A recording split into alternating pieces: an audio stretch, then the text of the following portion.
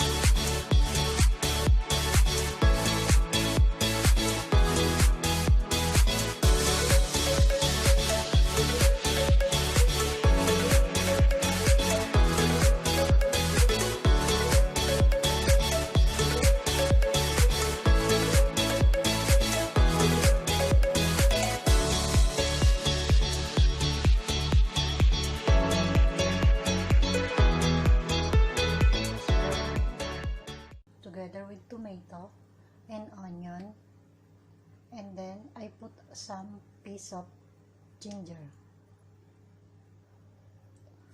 So this is my ingredient: long beans, sinigang mix, and also radish.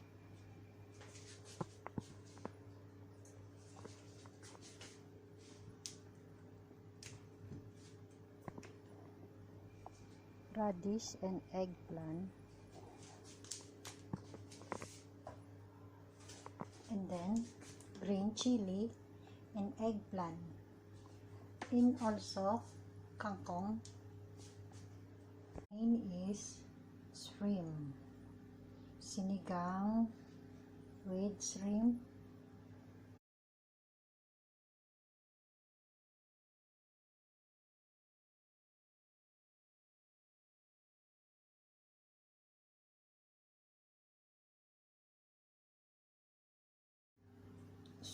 main ingredient: shrimp, long beans, chili, radish also.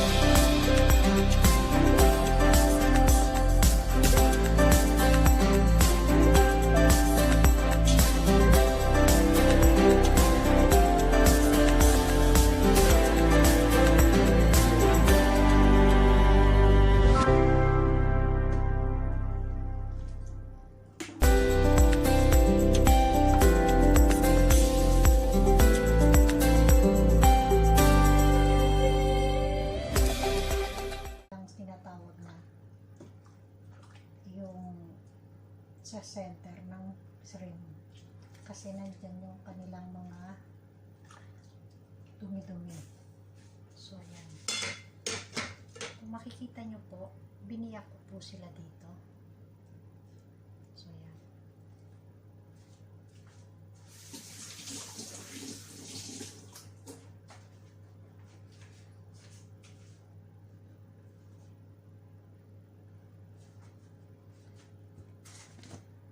Timplahan na po natin siya. Salt.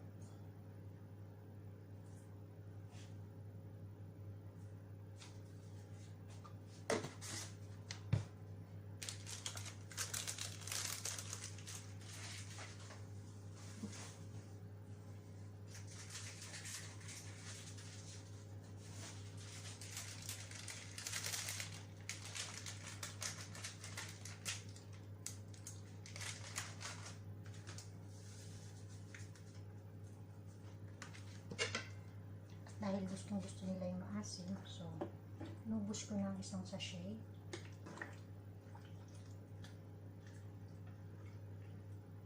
So ayan, ang ating sinigang with shrimp.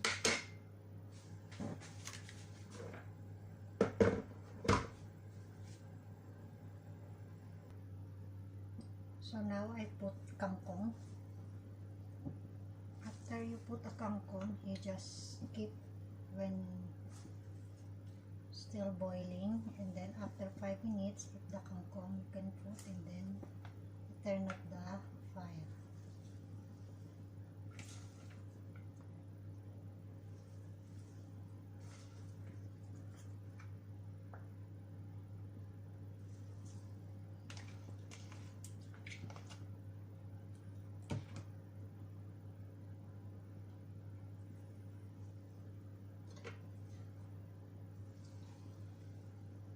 Just keep until the boiling the kangkong done to cook. As you can see,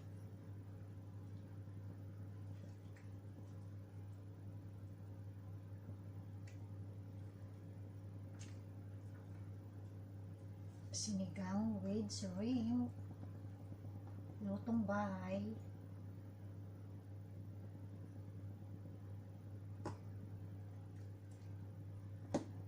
So now it's almost done. All the vegetable, you just keep cover until the kangkong will be